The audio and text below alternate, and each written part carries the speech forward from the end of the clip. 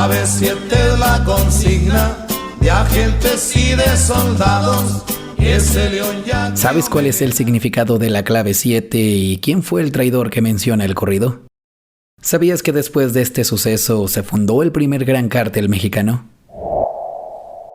Aquí te cuento la historia detrás del corrido de Clave 7. La historia de Pedro Avilés, una crónica cantada de su muerte, que muchos aseguran no fue un enfrentamiento, sino la primera gran traición del narcotráfico. O al menos, eso cuenta la historia. En este canal no promovemos ni glorificamos la violencia o el crimen.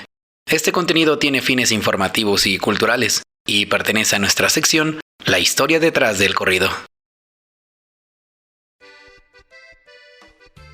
Corría la década de 1940.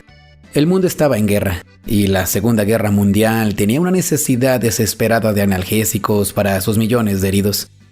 La morfina, derivada de la goma de opio, era tan vital como las balas.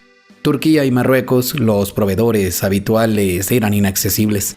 Según varias versiones, el gobierno de Estados Unidos, en un convenio secreto, volteó a ver a México. Las sierras de Sinaloa, Durango y Chihuahua, el Triángulo Dorado, tenían el clima perfecto. En este contexto, en la Sierra de Durango, nació en 1938 un hombre que entendería este nuevo mundo mejor que nadie: Pedro Avilés Pérez. Mientras otros eran simples agricultores o contrabandistas locales, don Pedro tuvo una visión. Él no solo cultivaría, él organizaría. Se convirtió en el primer gran líder en unificar a los dispersos cultivadores de amapola, creando una organización que acopiaba la goma de opio y la marihuana.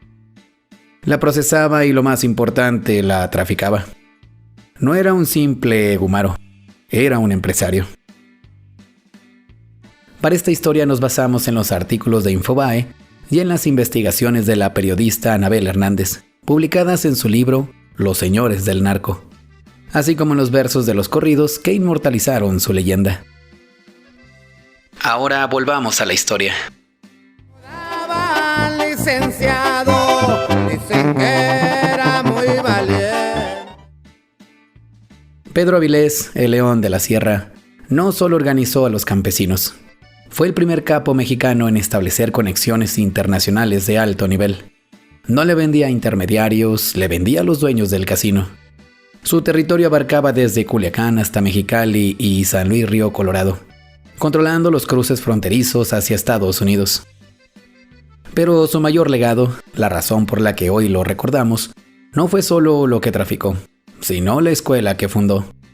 Pedro Avilés fue el maestro de una generación completa de capos. Su organización era una auténtica universidad del crimen. Imaginen esa estructura.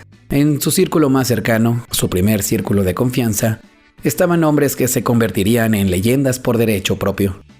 Un joven ex policía judicial llamado Miguel Ángel Félix Gallardo, su futuro brazo derecho. Ernesto Fonseca Carrillo, Don Neto. El violento Manuel Salcido Usueta, el Cochiloco. Y los estrategas Juan José Quintero Payán y Juan José Esparragosa Moreno, el Azul. En un segundo círculo, como gerentes o aprendices de confianza, estaban los jóvenes ambiciosos Amado Carrillo Fuentes, Rafael Caro Quintero e Ismael El Mayo Zambada.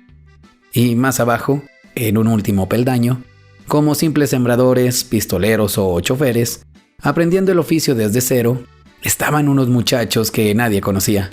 Un Chapo, un Güero Palma y los hermanos Arellano, Félix y Beltrán Leiva. Todos ellos, todos los nombres que definirían la historia sangrienta de México en los siguientes 40 años, fueron en algún momento empleados de don Pedro. Y también fue un innovador. Fue el primero en usar camiones Torton y trailers para mover grandes volúmenes.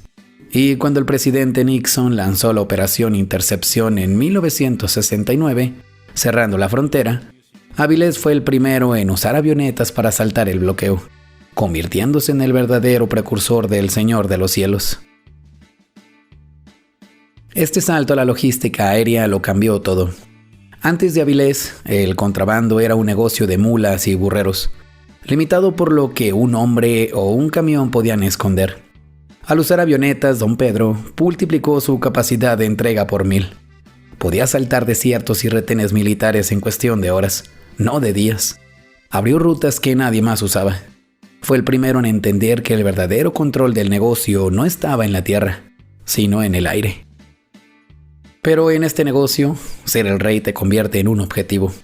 Y ser el maestro a veces significa que tus alumnos se gradúan. El 15 de septiembre de 1978, en plenos festejos patrios, el León de la Sierra fue acribillado en Culiacán. La versión oficial habló de un enfrentamiento con el ejército mexicano en un lugar conocido como la Y.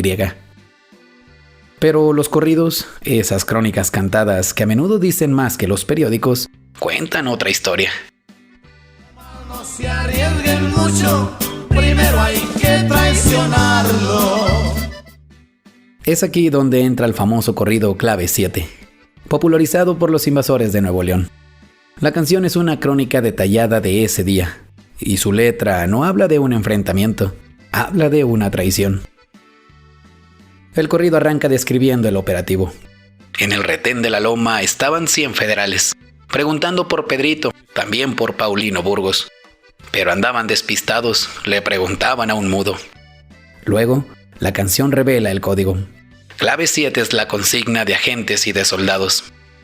Clave 7 es, en el lenguaje policial, el código para un homicidio, una persona muerta.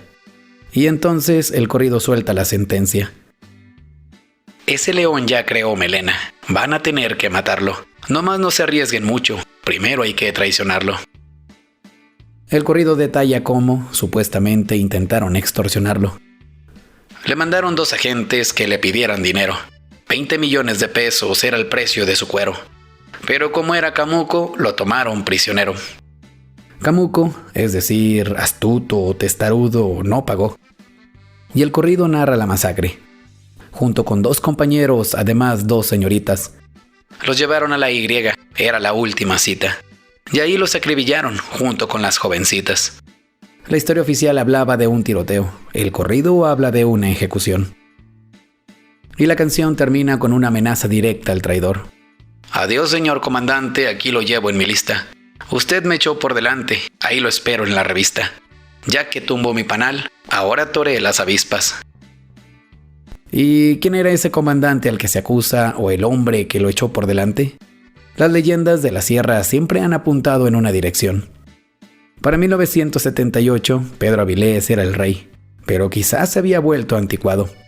Sus aprendices, con Félix Gallardo a la cabeza, eran más jóvenes, más ambiciosos y veían un futuro no solo en ciertos negocios, sino en el polvo que venía de Colombia. Don Pedro pudo haberse convertido en un obstáculo para la exportación del negocio. La traición, en este mundo, es a menudo la forma más rápida del ascenso. Otro corrido titulado simplemente Pedro Avilés refuerza esta idea aún de forma más directa. Lo tomaron por la espalda, nunca pudieron de frente, porque Pedro se paseaba donde quiera con su gente. La pregunta que resuena desde 1978 es si fue una traición, ¿quién se benefició de la muerte del maestro? La respuesta es obvia, su alumno más aventajado. Se dice que fue Miguel Ángel Félix Gallardo. Con la muerte de Avilés, Félix Gallardo tomó el control de la organización. Convocó a los demás aprendices y sobre conocimientos de Don Pedro, construyó el primer supercártel de México, el Cártel de Guadalajara, uniendo a Caro Quintero, a Don Neto y a los demás. La muerte de León de la Sierra fue el nacimiento de la era moderna del narcotráfico.